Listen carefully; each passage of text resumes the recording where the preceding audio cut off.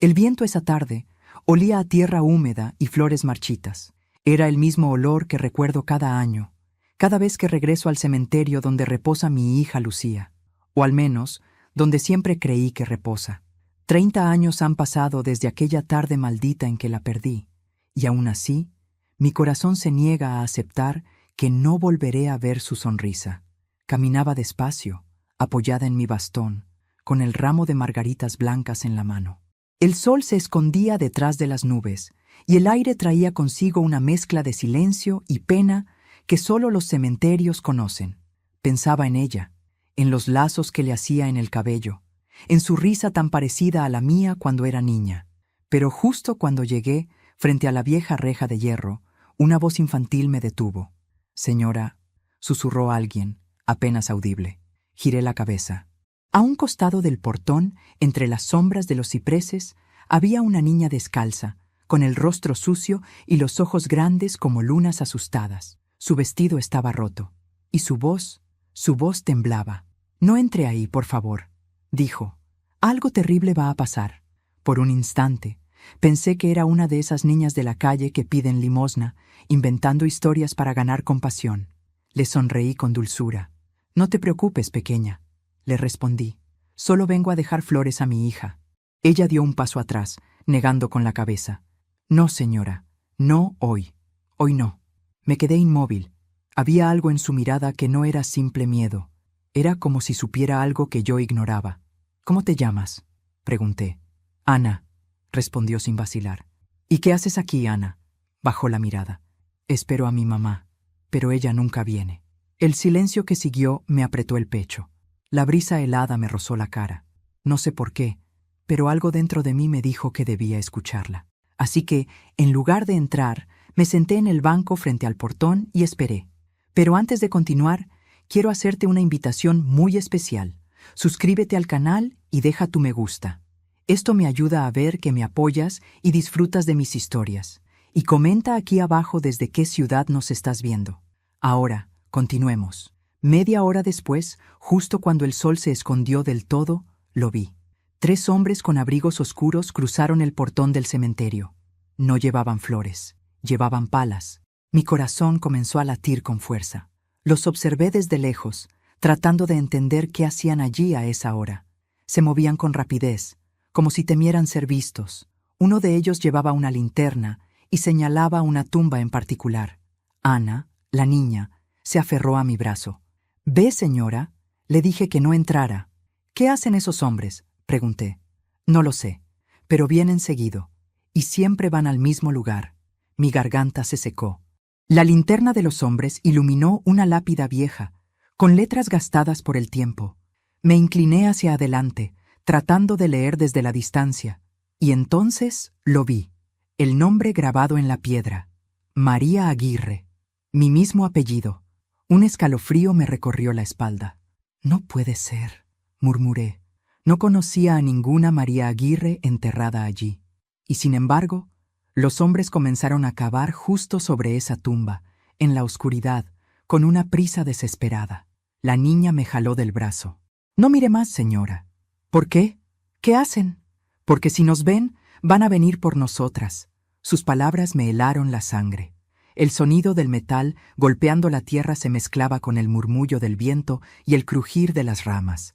De pronto, uno de los hombres gritó algo, y los otros se detuvieron.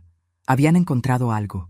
Vi cómo levantaban una caja de madera, pequeña, con cuidado, como si contuviera algo frágil o peligroso. Uno de ellos la abrió, y un resplandor débil, a su lado, iluminó sus rostros. No sé qué era, pero ninguno de ellos volvió a hablar. Solo la cerraron rápidamente y se marcharon con ella. Ana, aún a mi lado, empezó a llorar. «Otra vez», susurró. «Siempre vienen y se la llevan». «¿A quién, Ana?». La niña me miró con los ojos llenos de lágrimas. «A la señora que está en esa tumba». «Pero…». Me detuve. «Esa tumba tiene mi apellido». Ana asintió. «Por eso vine a buscarla». «Porque usted también pertenece a esa tumba». Mi cuerpo se paralizó. Por un momento creí que el corazón se me detendría. La niña soltó mi brazo y corrió hacia los árboles, perdiéndose entre la niebla. Quedé sola frente al cementerio cerrado, con el eco de sus palabras clavado en el pecho. Usted también pertenece a esa tumba. Esa noche no dormí, y aunque intenté convencerme de que todo había sido una coincidencia, en lo más profundo de mi alma supe que algo se había movido. Algo que había estado enterrado por 30 años y que ya no quería seguir bajo tierra. Esa noche el sueño no llegó. El sonido de las palas golpeando la tierra seguía repitiéndose en mi cabeza como un eco sin fin. Cada vez que cerraba los ojos, veía los rostros de esos hombres y la pequeña caja que habían desenterrado. Pero lo que más me atormentaba era la voz de la niña. Usted también pertenece a esa tumba. A la mañana siguiente, apenas amaneció, decidí volver al cementerio. El aire estaba más frío y una neblina espesa cubría los caminos de grava. El guardia de la entrada, un hombre de bigote gris y mirada cansada, me observó con curiosidad. «Señora, el cementerio no abre hasta las 9. Solo quiero hacer una pregunta», le respondí. «¿Sobre quién?» «Sobre mi hija, Lucía Aguirre». El hombre buscó en un viejo cuaderno, pasando las páginas amarillentas. Frunció el ceño. «¿Año del entierro?» 1993. Pasaron unos segundos de silencio. «No hay ninguna Lucía Aguirre aquí». «Eso no puede ser», dije, sintiendo que la sangre me abandonaba el rostro. «He venido cada año, por 30 años. Esa tumba está en la tercera fila, junto al muro norte». El hombre negó con la cabeza. «No hay registro, señora. Tal vez se equivoque de cementerio». «No», grité. «Yo misma la vi bajar al ataúd. Yo estuve allí». El hombre me miró con compasión, pero su tono no cambió. «Si quiere, puedo revisar los archivos antiguos». Pero muchos se perdieron en el incendio del 2005. El mundo se me vino encima. No solo habían removido la tumba, habían borrado a mi hija de los registros. Caminé igual hacia la tercera fila, desoyendo al guardia. El lugar estaba revuelto, la tierra removida, las flores que había dejado la tarde anterior desaparecidas. Solo quedaba el hueco húmedo donde la lápida debía estar. Y al fondo, una piedra nueva con otro nombre tallado. María Aguirre. Mis manos temblaban. Me arrodillé y pasé los dedos sobre las letras, todavía frescas. El cincel había sido usado hace poco. 30 años de visitas, de oraciones, de lágrimas, y de pronto mi hija había sido reemplazada por una desconocida. Sentí una presencia detrás. Giré la cabeza. Ana estaba allí, de pie, con los pies descalzos y la misma ropa rota de la tarde anterior. «Te dije que no entraras», susurró. «¿Por qué? ¿Quién hizo esto?» La niña bajó la mirada. «Ellos». «¿Quiénes son ellos?» «Los que vienen de noche. Los que cambian los nombres». Su voz me heló la sangre. Se acercó, extendiendo su mano sucia y pequeña, y señaló la tumba. «Ella no se llama María». «Entonces, ¿quién está ahí?» «Una mujer que robó su lugar». La confusión me devoraba. No sabía si estaba hablando con una niña real o con una sombra salida de mis remordimientos. Pero había verdad en sus ojos, verdad y miedo. «Ana», le dije, «¿de dónde vienes?» «De aquí», respondió, con la mirada fija en las tumbas. «¿Vives en el cementerio?» Ella negó con un gesto lento. «No vivo». Sentí un escalofrío recorrerme la espalda. Intenté tocarla, pero dio un paso atrás. «No me busque de día, señora. Solo vengo cuando Lucía llora». Mis labios temblaron. «¿Lucía?» «Sí, ella me llama». «¿Dónde está?»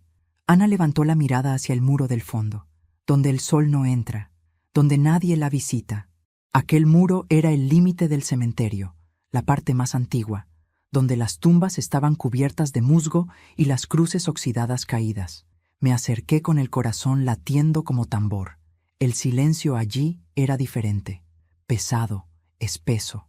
El aire tenía un olor extraño, como a humedad vieja y flores podridas.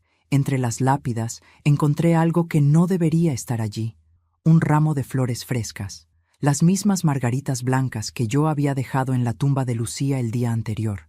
Debajo, un pedazo de tela blanca manchada de barro. La levanté.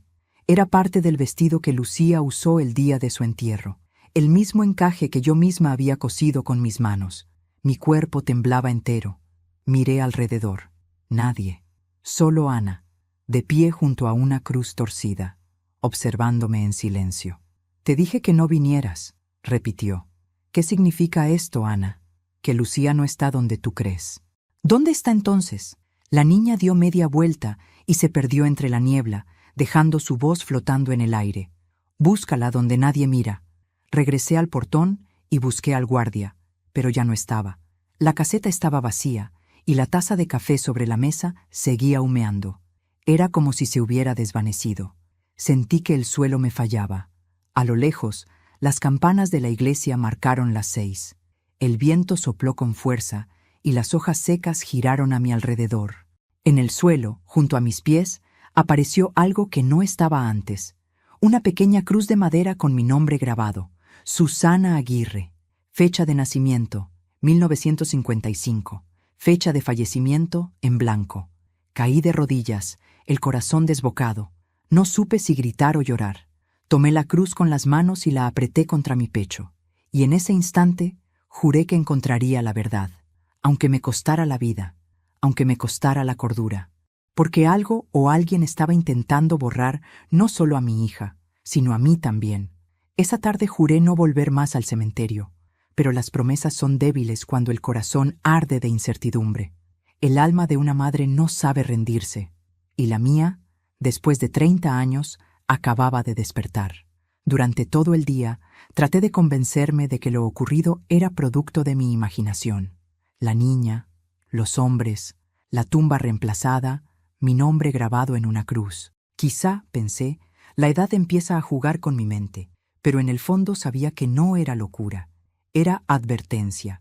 Cuando el sol cayó, tomé una linterna, una pala y una vela. Me cubrí con un abrigo oscuro y salí sin avisar a nadie.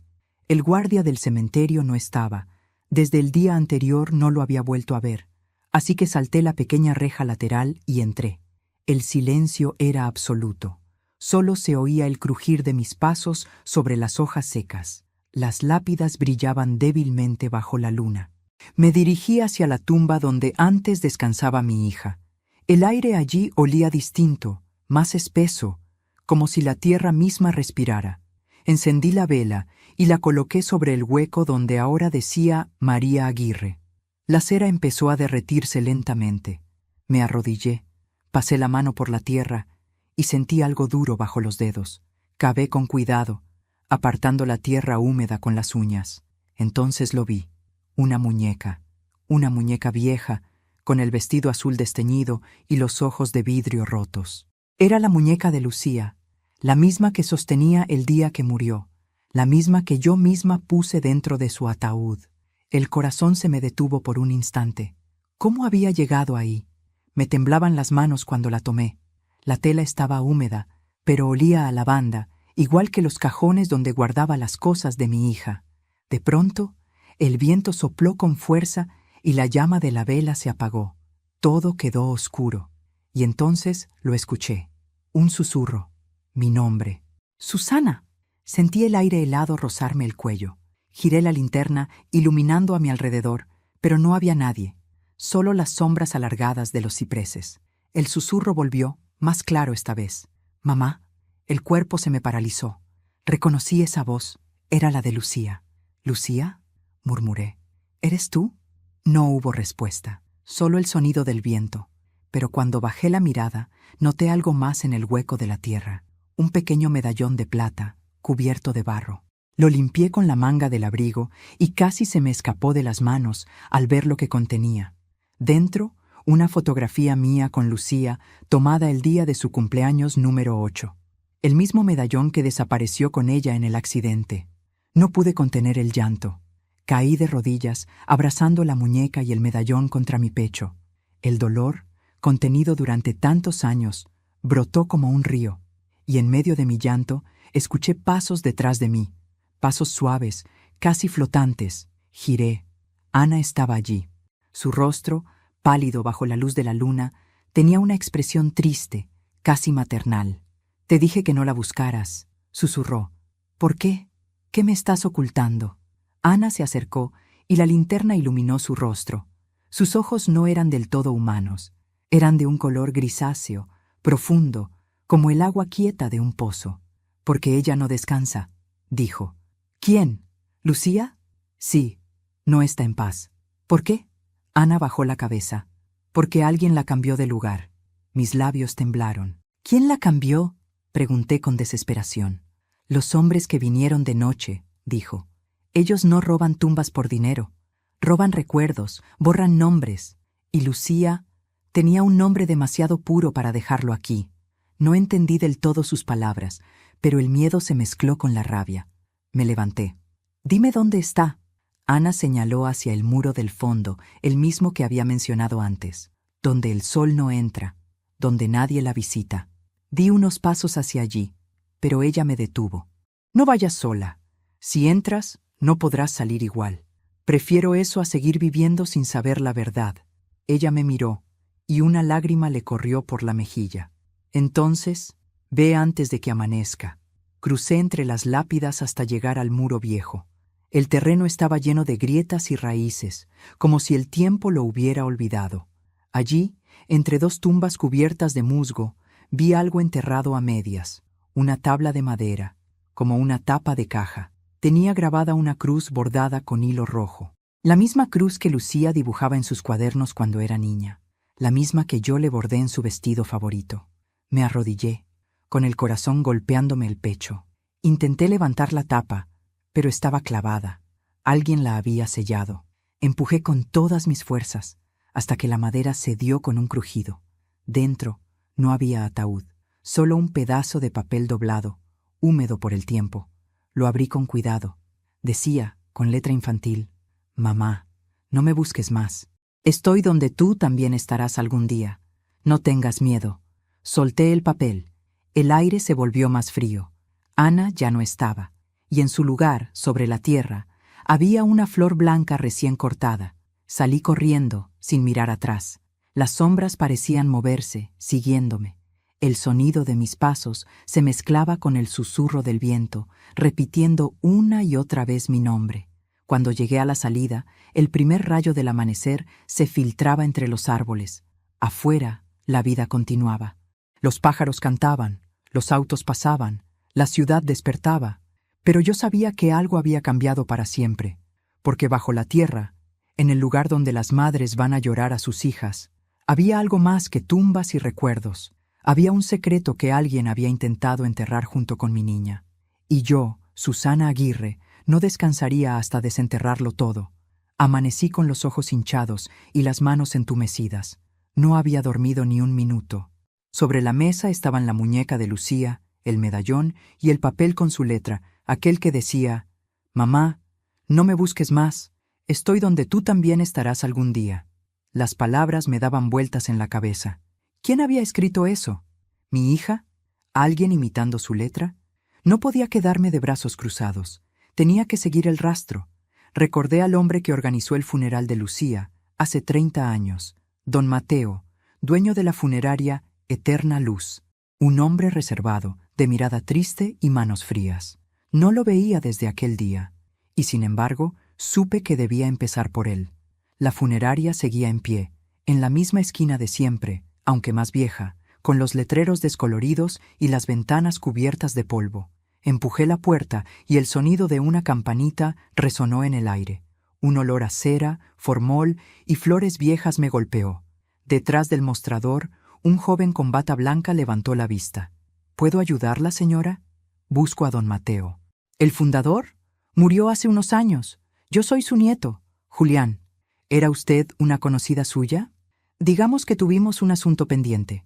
Le conté que buscaba información sobre un entierro de 1993, el de una niña llamada Lucía Aguirre.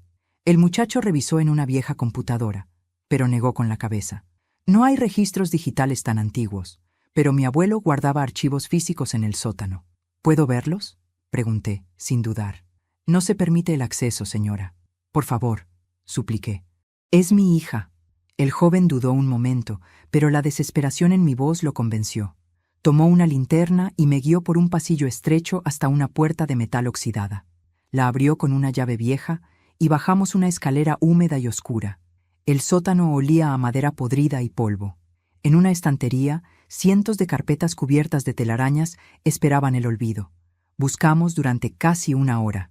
Finalmente, Julián exclamó: «Aquí está, Lucía Aguirre, 1993. Tomó la carpeta y me la entregó. Mis manos temblaban mientras la abría. Dentro había papeles amarillentos, el certificado de defunción, la orden de entierro y una hoja con la firma de mi esposo. Hasta ahí, todo parecía normal. Pero debajo había algo más. Una hoja con otro nombre. María Aguirre. Misma fecha, mismo número de ataúd. Esto no puede ser, murmuré. Debe de ser un error de duplicado, dijo Julián. No, lo interrumpí. Esa mujer está enterrada en el lugar de mi hija. Julián frunció el ceño. Espere un momento. Sacó una caja metálica de la estantería. Mi abuelo guardaba notas personales sobre los casos extraños. Abrió la caja y dentro había recortes de periódico, fotografías y un pequeño cuaderno con tapas de cuero. En una de las páginas, escrita con letra temblorosa, se leía: entierro duplicado, 2 cuerpos, una tumba. La madre no debe saberlo. Orden directa del cliente. La caja pequeña contenía el medallón. Sentí un mareo. ¿Qué cliente?, pregunté. No lo dice. Pero aquí hay un número de expediente municipal, respondió Julián. Lo anoté con manos trémulas. Gracias, hijo. Me ha ayudado más de lo que imagina. Él me tomó del brazo. Señora, tenga cuidado. Si mi abuelo escribió eso, es porque temía algo. ¿Temía a quién? Julián tragó saliva. A la familia que pagó por el entierro doble. Salí de la funeraria con el corazón desbocado. La lluvia comenzaba a caer, y las calles parecían más oscuras de lo normal. Caminé hasta la parada del autobús, pero cuando estaba por subir, noté algo en el asiento trasero. Una niña, sentada, mirando por la ventana, descalza, con trenzas. Era Ana. Me quedé paralizada. Ella giró la cabeza lentamente y me miró con esos ojos grises que parecían ver más allá del mundo. No dijo nada, solo levantó su mano y señaló hacia la calle. Seguí la dirección de su dedo. Allí, frente a una vieja casona, había un símbolo pintado en la puerta. Una cruz bordada con hilo rojo. El mismo símbolo que vi en la tapa de la caja donde encontré la carta de Lucía. Cuando volví la vista al autobús, Ana ya no estaba. El asiento estaba vacío, húmedo por la lluvia, y sobre él había una margarita blanca. La curiosidad pudo más que el miedo. Me acerqué a la casona. Era enorme, con las ventanas selladas y el techo cubierto de musgo. Un cartel oxidado en la entrada decía: propiedad confiscada, Ministerio de Salud. Empujé la verja y entré. El aire olía a moho y recuerdos muertos. El suelo crujía bajo mis pasos. Avancé por un pasillo lleno de cuadros viejos y polvo. En el fondo, una puerta entreabierta dejaba escapar una luz amarilla. Empujé suavemente. Era una especie de sala con estantes llenos de frascos, documentos y fotografías. En el centro, un escritorio cubierto de papeles y una grabadora encendida. Presioné el botón de play. Una voz masculina sonó, débil y temblorosa. Proyecto Aguirre. Segunda fase completada. El cuerpo de la niña fue trasladado exitosamente. La madre nunca debe saber. El intercambio fue autorizado por su propio esposo. Solté el aparato. Mi respiración se cortó. La voz seguía hablando, pero ya no podía escuchar. Solo una frase quedó grabada en mi mente. El intercambio fue autorizado por su propio esposo. Salí corriendo de la casa bajo la lluvia. El corazón me latía con fuerza. Los ojos me ardían. Mi esposo, el hombre con quien compartí media vida, había estado detrás de todo. Él había permitido que mi hija desapareciera, que su cuerpo fuera cambiado, que su nombre se borrara. ¿Por qué? ¿A cambio de qué? Al volver a casa, encendí una vela frente al retrato de Lucía y le hablé en voz baja. Hija, si todavía me escuchas, juro que descubriré lo que hicieron contigo. Y cuando lo haga, nadie, ni siquiera tu padre, podrá esconderse de lo que viene. Regresé a casa empapada, con la mente ardiendo y el alma hecha trizas. Encendí todas las luces del salón, como si la claridad pudiera protegerme de la oscuridad que acababa de descubrir. Las paredes parecían respirar, y el reloj marcaba las 3 de la madrugada con un sonido metálico que me atravesó el pecho. Sobre la mesa, extendí los papeles, el medallón y la nota. Todo apuntaba a una verdad imposible. Mi esposo había autorizado el intercambio del cuerpo de nuestra hija. ¿Pero por qué? ¿Qué clase de padre haría algo así? Mientras el viento golpeaba las ventanas, escuché la puerta del pasillo abrirse lentamente. Era él, Ernesto, mi esposo. Su silueta apareció entre las sombras, envejecida, pero firme, como si no le pesaran los años ni los secretos. «¿Qué haces despierta a estas horas?», preguntó con voz seca. «Podría preguntarte lo mismo», respondí, sin mirarlo. «Te oí moverte. Pensé que habías tenido otra pesadilla». Tomé el medallón y lo dejé caer sobre la mesa. El sonido del metal retumbó en la habitación. «¿Te resulta familiar?». Ernesto lo observó, y por un segundo la máscara de calma se quebró. «¿Dónde lo encontraste?». «En la tumba de nuestra hija», dije, conteniendo las lágrimas. «En la que ya no es su tumba. Su rostro perdió el color». «Susana, no sabes lo que estás diciendo». «Sí lo sé», lo interrumpí. «Sé que alguien cambió su cuerpo, sé que borraron su nombre, y sé que tú lo permitiste». Ernesto se llevó una mano a la frente, respirando hondo. «¿No entiendes? Entonces hazme entender», grité. 30 años, Ernesto. 30 años visitando una tumba vacía. ¿Quién estaba allí, si no era nuestra hija? ¿Qué hiciste con ella? Él guardó silencio. Sus ojos, cansados, parecían mirar más allá de mí, como si hablara con fantasmas. Pero antes de continuar, quiero hacerte una invitación muy especial. Suscríbete al canal y deja tu me gusta. Esto me ayuda a ver que me apoyas y disfrutas de mis historias. Y comenta aquí abajo desde qué ciudad nos estás viendo. Ahora, continuemos. Ernesto se sentó frente a mí. Sus manos temblaban. «Fue un error», dijo al fin, con la voz quebrada. «Todo empezó la noche del accidente. El auto cayó al río, ¿recuerdas? Cuando lo sacaron, nos dijeron que Lucía no sobrevivió. Pero no era cierto. El mundo se detuvo». «¿Qué estás diciendo?». «Lucía seguía viva», continuó. «Apenas respiraba, pero tenía pulso. La llevaron a un hospital en otra ciudad, y los médicos hablaron de un programa experimental. Dijeron que podían salvarla, pero que el precio sería alto». «¿Qué precio?», susurré. «Su identidad. Debía morir oficialmente para ser parte del proyecto. Me juraron que tendría una nueva vida, sin recuerdos, sin pasado. Y yo acepté». Las lágrimas me quemaron los ojos. «¿La entregaste? ¿Entregaste a nuestra hija a unos desconocidos?». «Lo hice para salvarla», dijo, pero su voz sonó más a excusa que a verdad. Tenía miedo de perderla. No soportaba verte destruida. Lo abofeteé con todas mis fuerzas. El golpe resonó seco. «No tenías derecho. Era mi hija también. La tuya, la mía, la de ambos», susurró. «Pero ellos no eran personas comunes. Ese símbolo, el de la Cruz Roja, pertenecía a una organización que trabaja con cuerpos, con almas. No sé cómo explicarlo». «Explícalo», le exigí. Ernesto bajó la mirada. Después del intercambio, me hicieron firmar documentos. Prometí no hablar nunca. Si lo hacía... ¿Qué? Si lo hacía, tú morirías. El silencio que siguió fue insoportable. Mis lágrimas ya no eran de dolor, sino de furia. «Y por eso preferiste callar 30 años», dije con amargura. «Me dejaste llorar frente a una tumba vacía, mientras ellos se reían de mí». Ernesto me miró con desesperación. «Lucía está viva, Susana». «¿Qué? No sé dónde, pero lo está. El hombre de la funeraria me lo confirmó antes de morir. La niña que viste, Ana. ¿Qué pasa con ella? Es parte del mismo experimento». Sentí que el aire me faltaba, el rostro de Ana, su voz, sus ojos grises. Todo cobró sentido. No era una niña cualquiera. Era el reflejo de algo que Lucía dejó atrás. Una sombra, un eco. «Ernesto, dime la verdad. Lucía fue separada en dos.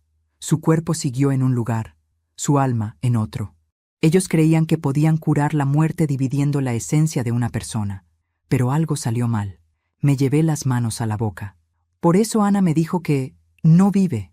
«Sí, porque una parte de Lucía sigue atrapada». Ernesto se levantó y me entregó un sobre arrugado. Dentro había una foto borrosa de una joven con trenzas en un jardín. Su rostro era el de Lucía, solo que más joven, inmortal. «La tomaron hace 5 años», dijo él, «en un lugar llamado Hacienda San Martín, al norte. Si vas, la encontrarás». «¿Y tú?». «No puedo», susurró. «Ya me marcaron». Entonces lo vi. En su muñeca, bajo la manga, tenía grabado el mismo símbolo, una cruz roja cosida a la piel. Esa noche, mientras él dormía en el sillón, empaqué mis cosas, la foto, el medallón y la nota. Dejé una carta sobre la mesa. No me importa si tengo que cruzar el infierno. Si Lucía sigue en este mundo, la traeré de vuelta. Y si no, haré que los que jugaron con su alma paguen por ello. Salí de casa antes del amanecer. El cielo estaba teñido de gris, y una neblina espesa cubría la calle. Caminé sin mirar atrás, y mientras el viento soplaba, juré en silencio. Lucía, hija mía, espérame, ya voy. El viaje al norte fue largo y silencioso. El paisaje se volvía más árido conforme el autobús se alejaba de la ciudad. El cielo, gris como una sábana vieja, parecía observarme con indiferencia. Tenía la foto de Lucía apretada entre mis manos. Su sonrisa, tan parecida a la de antes, me daba fuerza, pero también miedo. Miedo de que al final del camino descubriera algo peor que la muerte. Pasé 2 días viajando hasta llegar al pueblo de San Martín del Valle. Era un lugar detenido en el tiempo, casas bajas, calles de tierra y un silencio que pesaba más que el calor. En la única tienda del pueblo pregunté por la hacienda, y el tendero me miró como si hubiera dicho una maldición. ¿La hacienda San Martín?, repitió, bajando la voz. Eso está abandonado hace décadas. Nadie va allí. ¿Por qué?, pregunté. Porque dicen que los que entran no salen igual. No respondí. Compré una linterna, agua, un poco de pan, y seguí el camino que él me señaló, flanqueado por álamos secos y muros cubiertos de hiedra. Cuando el sol empezó a ocultarse, la vi. Una construcción inmensa, de muros descascarados, con las ventanas rotas y una torre en ruinas que parecía vigilarlo todo. Sobre el portón, aún visible entre el polvo, un emblema tallado, una cruz bordada con hilo rojo. Entré empujando el portón, que chirrió como si se quejara. El aire olía a humedad y hierro oxidado. Dentro, las paredes estaban cubiertas de fotografías antiguas, documentos médicos, recortes de periódicos amarillentos. En uno de ellos, un titular me heló la sangre. Proyecto Vida Eterna. Médicos afirman haber detenido el envejecimiento celular. Reconocí un nombre entre los firmantes: Ernesto Aguirre. Mi esposo, el traidor. Las lágrimas me nublaron la vista. Seguí caminando entre las habitaciones vacías. En cada una había camillas oxidadas, jeringas, tubos conectados a máquinas silenciosas, y, en el suelo, juguetes antiguos, muñecas, pelotas, cuadernos, niños. Había habido niños allí. En una de las paredes, escrita con tiza blanca, una frase repetida una y otra vez. «No nos dejes aquí, mamá». Avancé hasta el fondo del pasillo. Una puerta metálica con un letrero colgante decía «Sala de conservación». Empujé y entré. El aire era más frío. El zumbido de una vieja lámpara parpadeante llenaba el silencio. Había una fila de cápsulas de cristal cubiertas por polvo. Dentro de una de ellas, un cuerpo, pequeño, con un vestido blanco. Me acerqué temblando. La linterna iluminó el rostro. No era Lucía, pero se parecía, tanto que sentí que el alma se me desprendía del cuerpo, el cabello, las facciones. Era como si la hubieran copiado, un clon, un intento fallido de imitarla. Sobre la cápsula había una placa metálica. Sujeto A02, Lucía Aguirre, fase experimental incompleta. Me llevé las manos al rostro y grité. El eco resonó por todo el edificio. Un sonido de pasos respondió desde el pasillo. Apagué la linterna y me escondí tras una mesa. Los pasos se acercaban, lentos, pesados. Una luz oscilante iluminó la entrada. Una voz de hombre murmuró: «Sabía que vendrías, Susana». Reconocí la voz al instante. Ernesto.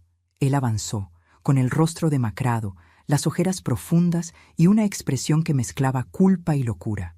«No debiste venir aquí», dijo. «Me mentiste toda la vida», grité. «Dijiste que la habías salvado». Y lo hice, pero no como imaginabas. «¿Qué le hiciste, Ernesto? ¿Qué hiciste con nuestra hija?» Ernesto miró las cápsulas. No podía perderla. Ellos me prometieron que podría duplicar su esencia. ¿Duplicar? Sí. Una Lucía viva, otra eterna. Una para este mundo, otra para el siguiente. Eso es monstruoso. Era la única forma, susurró. Pero fallamos. La Lucía viva escapó. La eterna quedó atrapada aquí. Mis piernas flaquearon. ¿Dónde está? ¿Dónde está mi hija? Él me entregó una carpeta arrugada. Dentro había una dirección y una foto de una mujer adulta con la misma mirada dulce de mi niña. Se llama Laura ahora, dijo. Vive bajo otro nombre, pero ya no recuerda nada de ti. Una ráfaga de viento apagó la lámpara, y en la oscuridad escuchamos un susurro. «Papá». Ernesto se giró. La voz venía de la cápsula. La figura dentro del cristal movió un dedo. Sus ojos se abrieron lentamente. «Mamá», grité. Ernesto corrió hacia ella, pero antes de tocar el vidrio, éste se quebró con un estruendo. Un líquido espeso se derramó por el suelo. El cuerpo dentro comenzó a disolverse, como si se fundiera con el aire. «¡No!», rugió Ernesto. No era así como debía terminar. La figura extendió una mano transparente hacia mí. Su voz era un suspiro. «Gracias por venir, mamá. Ya no me duele». Y desapareció. Ernesto cayó de rodillas. Yo me acerqué temblando. La cruz roja que llevaba en la muñeca comenzó a arderle. Él gritó, mientras el símbolo se consumía, dejando una marca oscura en su piel. «¡Nos castigaron!», exclamó. «No debimos jugar con la vida». Lo arrastré fuera, bajo la lluvia. La hacienda ardía detrás de nosotros, como si el fuego hubiera esperado 30 años para cobrar su deuda. Cuando llegamos al camino, Ernesto se desplomó. Su respiración era débil. «Susana», murmuró, «dile a Lucía que la amé, aunque la perdí». Sus ojos se apagaron. La cruz roja en su muñeca se desvaneció por completo. Me quedé sola, de rodillas, con la foto de Laura en las manos.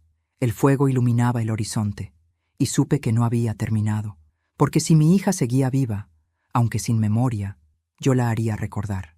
Esa noche, mientras caminaba bajo la tormenta, volví a escuchar la voz de Ana. «Ya la liberaste, señora», susurró. «¿Y tú?», pregunté. La niña sonrió, triste. «Yo soy lo que quedó de ella, pero ahora puedo descansar», y se desvaneció entre la lluvia. El amanecer me encontró caminando sin rumbo, con el cuerpo empapado y el corazón destrozado. La hacienda ardía a mis espaldas, sus paredes colapsaban en silencio, y con cada crujido del fuego sentía que se quemaba también una parte de mí. El olor a madera y ceniza se mezclaba con la lluvia, creando una atmósfera irreal, como si el mundo se deshiciera junto con mis recuerdos. En mis manos temblorosas sostenía la carpeta que Ernesto me había entregado antes de morir. Dentro, además de la foto, había una dirección escrita a mano: Clínica Santa Lucía, Ciudad de Lerma. Y una frase, tachada y casi ilegible: Proyecto Vida Eterna. Caso 02. Sujeta L.A. Laura Aguirre, pensé, pronunciando en voz alta el nombre que ahora reemplazaba al de mi hija. Lucía había muerto para el mundo, pero Laura vivía. Era hora de encontrarla, aunque tuviera que enfrentarme a todos los fantasmas del pasado. El viaje a Lerma fue un tormento. El autobús avanzaba lento entre los caminos inundados. Cada gota de lluvia que golpeaba el vidrio sonaba como un latido, recordándome que seguía viva por una razón: ver los ojos de mi hija una vez más. Llegué al anochecer. La ciudad era pequeña, de calles empedradas y faroles antiguos. Pregunté por la clínica y una mujer mayor, con delantal blanco, me señaló el camino. «Queda al final de la colina. Pero ya no es una clínica», me dijo, bajando la voz. «¿Cómo que no? Ahora es un centro de investigación privada. Nadie entra allí». La desconfianza en su mirada me confirmó que seguía el camino correcto. Esperé a que oscureciera por completo, y subí la colina bajo la llovizna. La antigua clínica era un edificio gris, rodeado de alambrados y cámaras. En el portón, un cartel metálico decía: Fundación Renacer, Investigación Genética y Memoria Celular. Las letras se parecían demasiado a las que había visto en los documentos de la Hacienda San Martín. Sabía que estaba en el lugar correcto. Sabía también que no me dejarían entrar. Así que esperé. A medianoche, una furgoneta blanca se detuvo frente al portón. Un guardia bajó para abrir, y por un instante las luces internas iluminaron a los pasajeros. Y allí, entre ellos, la vi. Lucía, o mejor dicho, Laura. Tenía el mismo cabello castaño, la misma inclinación de cabeza al hablar, pero sus ojos ya no eran los de antes. Había algo frío, distante, como si el alma que los habitaba no reconociera el mundo. Iba vestida con un uniforme gris y un brazalete con un código. Me cubrí el rostro con la bufanda para no ser reconocida y observé cómo la furgoneta desaparecía tras el portón. Mi corazón latía con una mezcla de alegría y espanto. Era ella. Mi hija estaba viva y prisionera. Durante 3 días vigilé el lugar desde una colina cercana. Anoté los horarios, los movimientos, los cambios de guardia. Parecía más un laboratorio que una clínica. Hombres con batas blancas entraban y salían, cargando cajas metálicas y equipos. De noche, luces azules parpadeaban en el piso superior. Dormía poco, comía apenas pan y agua, pero mi mente no se detenía. Cada amanecer me acercaba más al momento de actuar. Tenía que entrar. Tenía que verla de cerca, aunque fuera por última vez. El 4.º día, cuando la furgoneta volvió a salir, aproveché. Corrí hacia el muro trasero, cubierto de enredaderas, y encontré una rendija en la malla. Me raspé las manos, me golpeé las rodillas, pero logré entrar. El silencio dentro era sepulcral. Solo se oía el zumbido constante de las máquinas. Avancé por los pasillos oscuros hasta encontrar una sala iluminada por luces frías. En el centro, una cápsula de vidrio similar a las de la hacienda. Y dentro, una mujer dormía. Era Laura. Apreté una mano contra el vidrio. Lucía, susurré. Sus ojos se abrieron lentamente. Por un instante creí que me había reconocido, pero su mirada fue vacía, confusa. ¿Quién eres?, preguntó con voz débil. Soy tu madre, mi amor. Soy yo, Susana. Ella frunció el ceño, como si tratara de recordar. No tengo madre, dijo al fin. Solo doctores. Mi corazón se quebró. No, tú tienes una madre. Yo te traje al mundo. Yo te vi nacer. Ella apartó la mirada, como si esas palabras le dolieran. Dicen que mi madre murió. Entonces lo comprendí. Le habían borrado la memoria. Habían vaciado su mente y llenado su cuerpo con la versión que ellos quisieron. La habían convertido en un experimento, un alma dividida, un cuerpo renacido, sin pasado. La puerta se abrió de golpe. Un hombre alto, con bata blanca y expresión de hierro, entró. «¿Quién demonios es usted?», rugió. Intenté correr, pero 2 guardias me sujetaron por los brazos. «Suéltenme, ella es mi hija».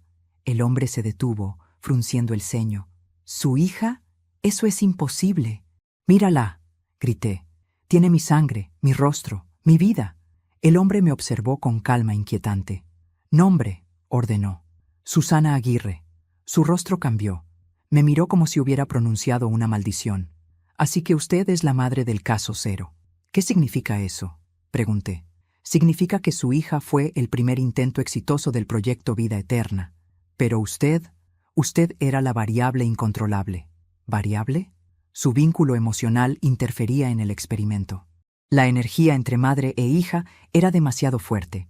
«No somos energía, somos seres humanos», grité. Él sonrió con frialdad. «Precisamente por eso fracasaron los ensayos posteriores. El amor es un error biológico». El sonido de una alarma interrumpió la conversación. Las luces parpadearon. Los guardias me soltaron un momento. No lo pensé. Corrí hacia la cápsula y golpeé el vidrio. «Lucía, despierta. Eres mi hija. Lucía Aguirre, recuérdalo». Ella tembló. Sus ojos se llenaron de lágrimas. «Lucía», murmuró. «Sí, mi amor, sí. Eres tú. Pero ellos dijeron que yo...». «Te mintieron», interrumpí. «Todo fue una mentira». El cristal se agrietó. Una luz blanca comenzó a brotar desde el interior.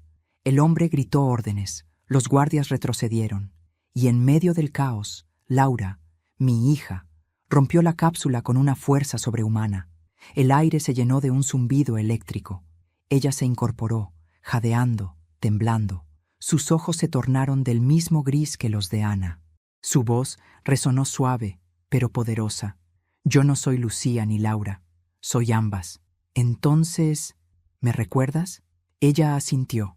«Siempre te recordé, pero no podía hablarte». El edificio comenzó a temblar. Las máquinas se encendieron solas. Las luces parpadeaban como relámpagos. El hombre de la bata gritaba órdenes, pero todo se salió de control. Lucía se acercó a él y lo miró fijamente. «Tú me quitaste el alma». «Yo te di la vida», respondió él. «No, me diste condena». Extendió una mano y una corriente invisible lo arrojó contra la pared. El impacto fue brutal. El cuerpo cayó sin vida. Los guardias huyeron despavoridos. Yo corrí hacia ella. La abracé con fuerza, temiendo que se desvaneciera otra vez. Su cuerpo estaba frío, pero real. Su respiración era débil. «Hija, vámonos. Ya nada te ata a este lugar». Ella me miró con tristeza. «No puedo, mamá». «¿Por qué?» «Porque parte de mí sigue aquí. Si me voy, todo esto se repetirá». Las paredes temblaron. Un fuego empezó a propagarse por las salas. Lucía sonrió débilmente. «No llores. Ya puedo sentir paz». «No, no digas eso. Vamos juntas». Ella acarició mi rostro. «Gracias por buscarme. Gracias por no rendirte».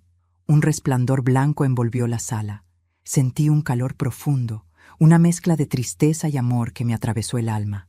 Cuando abrí los ojos, el edificio estaba en ruinas. Lucía había desaparecido. Horas después, los bomberos y la policía rodeaban el lugar. Dijeron que todo fue un accidente eléctrico, pero yo sabía la verdad. Entre los escombros encontré el medallón. Dentro, una nueva foto. Lucía y yo, abrazadas, sonriendo. Una imagen que jamás existió. Hasta ese momento. Me arrodillé entre las cenizas y lloré. No de dolor, sino de alivio. Mi hija, de alguna manera, me había devuelto un pedazo de ella. Un último adiós, un cierre. Y mientras el sol nacía sobre las ruinas de la Fundación Renacer, supe que la promesa que le hice aquella noche, «No descansaré hasta encontrarte», se había cumplido. Lucía no estaba viva en este mundo, pero tampoco muerta. Estaba libre. Caminé colina abajo, con el medallón sobre el pecho, escuchando una voz que el viento parecía traerme desde lejos. «Te veré, mamá, cuando las flores vuelvan a crecer». Y por primera vez en 30 años sonreí. Han pasado 3 años desde aquella noche en la Fundación Renacer. A veces, cuando despierto antes del amanecer, el silencio del mundo me recuerda el eco de su voz. «Te veré, mamá, cuando las flores vuelvan a crecer». Y entonces entiendo que algunas despedidas no terminan con la muerte, sino que se transforman en semilla. Desde que todo ocurrió, he cambiado de ciudad. Vivo en una pequeña casa en el campo, lejos del ruido y las sombras del pasado. Los vecinos creen que soy una viuda tranquila que pasa las tardes bordando o regando su jardín. Nadie imagina la historia que me trajo hasta aquí, ni el peso que todavía llevo en el pecho. El jardín, ese pequeño espacio detrás de mi casa, se ha convertido en mi refugio. Allí planté margaritas, girasoles y lirios blancos, las flores favoritas de Lucía. Cada mañana, mientras las riego, hablo con ella. Le cuento lo que he soñado, lo que me duele y lo que todavía me hace sonreír. A veces, juro que el viento me responde. La primera primavera que pasé aquí fue la más dura. Cada pétalo que nacía me recordaba lo que había perdido. No podía evitar pensar en Ernesto, en su locura disfrazada de amor, en la traición que destruyó a nuestra familia, y sin embargo, en mis noches de soledad, me descubrí perdonándolo. Sí, lo perdoné, no por él, sino por mí, porque comprendí que el odio es una cárcel más profunda que cualquier laboratorio. Ernesto no actuó por maldad, sino por miedo. El miedo a perder lo que más amaba lo llevó a perderlo todo, y en ese reflejo vi también mis propias culpas, mi silencio, mis ausencias, mi fe ciega en que el amor bastaba para proteger a los nuestros. El amor, lo aprendí demasiado tarde, no siempre salva, pero sí redime cuando se mantiene puro, incluso después de la tragedia. Una tarde de otoño, mientras recogía las hojas secas del jardín, encontré algo enterrado junto a las raíces de un rosal. Era una pequeña caja de madera, vieja, cubierta de tierra. La abrí con cuidado y dentro había una nota doblada. La caligrafía era inconfundible, la de Lucía. «Mamá, si algún día encuentras esto, significa que finalmente aprendiste a mirar hacia abajo, donde la vida comienza de nuevo. No llores más. No me busques en las tumbas ni en los retratos. Estoy en cada cosa viva que crece a tu alrededor. y cuando vuelvas a sonreír sin culpa, sabrás que estoy contigo. Las lágrimas me nublaron la vista. Caí de rodillas sobre la tierra y lloré, no de tristeza, sino de alivio. Por primera vez en décadas, entendí lo que mi hija había querido decir aquella última vez. Cuando las flores vuelvan a crecer. Era eso, la vida, el renacer. Desde ese día, juré vivir no para recordarla con dolor, sino para honrarla con amor. Poco a poco, los años comenzaron a suavizar el peso de los recuerdos. Mis manos, marcadas por el tiempo, siguen bordando. Pero ya no coso vestidos ni manteles, sino pañuelos con frases que me recuerdan que sigo viva. Uno de ellos dice: el amor no muere, solo cambia de forma. Otro, el que guardo bajo la almohada, tiene bordada una cruz roja, como las que marcaron nuestra historia. No como símbolo de dolor, sino de aprendizaje. Cada hilo que atraviesa la tela es una oración silenciosa, una manera de decirle al universo que lo perdono, que lo entiendo, que ya no guardo rencor. A veces, los vecinos pasan por mi jardín y me dicen que nunca vieron flores crecer tan rápido. Yo sonrío y no respondo. No sabrían cómo explicarles que no soy yo quien las cuida, sino ella, que cada amanecer siento su presencia como una brisa tibia que me acaricia el cabello, que cuando el sol cae, una sombra pequeña se sienta junto a mí y escucho una risa lejana, la misma de mi niña de 8 años. Hace unas semanas recibí una carta sin remitente. El sobre estaba sellado con cera roja. Dentro, solo una fotografía. Una joven de pie frente a un campo de lirios blancos. Tenía mi mirada, mi sonrisa, y en su cuello, el medallón que yo había perdido entre las ruinas de la Fundación Renacer. Detrás de la foto, una frase: gracias por dejarme ir, mamá. Ahora soy libre. No supe si fue un milagro o una broma del destino.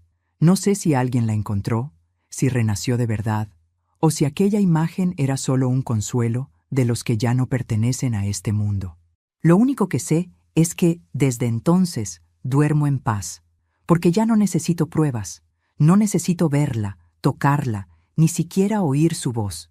Su presencia está en todas partes, en el perfume de las flores, en el canto de los pájaros, en el silencio de las noches en calma.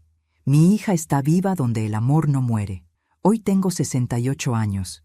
Camino lento, pero firme. Cada paso que doy me recuerda los kilómetros que recorrí para entender que la vida no se trata de lo que perdemos, sino de lo que aprendemos a soltar. Hay días en que mi cuerpo me duele, pero ya no me quejo. Cada cicatriz, cada arruga, es una historia escrita por la mano de Dios, y entre todas ellas hay una línea invisible que me une a Lucía. A veces, cuando el sol cae detrás de las montañas, cierro los ojos y escucho su voz. Ya no llora, ya no suplica, solo me dice: te lo dije, mamá. Las flores volvieron a crecer. Esta noche, el cielo está despejado, la luna brilla sobre el jardín, y el aroma de las flores llena el aire. Me siento en el viejo banco de madera, el mismo donde ella jugaba de niña, y abro el cuaderno donde escribo desde hace meses. No sé si algún día alguien leerá estas páginas, pero las escribo igual, como quien deja migas de pan para que otros encuentren el camino. Escribo porque quiero que el mundo recuerde que el amor de una madre no conoce fronteras, ni siquiera las de la muerte. Escribo porque hay mujeres, en algún rincón, que lloran a sus hijos perdidos sin saber que ellos siguen vivos en cada acto de bondad, en cada flor que florece, en cada sonrisa que regalan a los demás. Y escribo porque quiero dejar constancia de que perdonar no significa olvidar, sino liberarse. Lucía me enseñó que la memoria no está en las tumbas, sino en los gestos, en la ternura, en la fe que se niega a morir. Cuando el reloj marca la medianoche, una brisa recorre el jardín. Las margaritas se inclinan suavemente, como si saludaran, y yo sonrío, porque sé que está aquí. No la veo, pero la siento. Una energía cálida me envuelve y oigo un susurro apenas audible. Descansa, mamá. Ya lo hiciste bien. Cierro los ojos. Una lágrima silenciosa resbala por mi mejilla, pero esta vez no es de tristeza. Es gratitud. Gratitud por haberla tenido, por haberla buscado, por haberla encontrado en lo más profundo de la pérdida. gratitud por entender que la muerte solo separa cuerpos, no almas. El viento sopla una última vez, y el medallón que llevo colgado sobre el pecho brilla bajo la luna. Dentro ya no hay foto, solo una pequeña semilla blanca. La planto bajo el rosal, junto a la carta que ella me dejó. Y mientras cubro la tierra, murmuro: hasta pronto, hija mía. Mañana, cuando el sol vuelva a salir, las flores de mi jardín abrirán otra vez sus pétalos. Y yo también, porque aunque el cuerpo envejezca y los recuerdos duelan, siempre hay algo dentro que renace cuando se ama sin medida. Y si tú, que estás viendo o escuchando esta historia, has perdido a alguien, quiero decirte algo desde lo más profundo de mi corazón. No están lejos. Siguen aquí, mirándote, acompañándote en silencio. El amor no termina en la tumba. El amor continúa en ti. Así que no apagues la luz de tu alma por el dolor. Deja que florezca, como yo dejé florecer la mía, porque tarde o temprano, las flores siempre vuelven a crecer. Pero antes de despedirme, quiero hacerte una invitación muy especial. Suscríbete al canal y deja tu me gusta. Eso me ayuda a seguir compartiendo estas historias que tocan el corazón. Y cuéntame en los comentarios desde qué ciudad nos estás viendo, qué te pareció esta historia y qué habrías hecho tú en mi lugar. Yo soy Susana Aguirre y esta fue mi historia. Una historia de amor, pérdida y redención. Una historia que me enseñó que la vida no termina con la muerte, sino cuando dejamos de amar. Y mientras la cámara se aleja lentamente del jardín iluminado por la luna, una sola margarita florece en primer plano, y una voz en el viento susurra suavemente: mamá, ya puedes descansar. Las flores han vuelto a crecer.